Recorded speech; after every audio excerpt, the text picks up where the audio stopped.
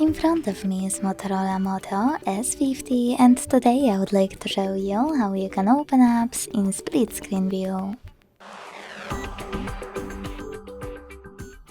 Begin by launching two of your apps in the background, for example Chrome and Play Store, and when you finished, access them. Now with both of them opened, as background apps, decide which one you wish to use on the top half of your screen and tap on the icon of it. Then select Split Top, tap on the second app, and as you can see now, I can use both at the same time. To go back from this mode, drag one of your apps all the way up or all the way down and tap on Home button.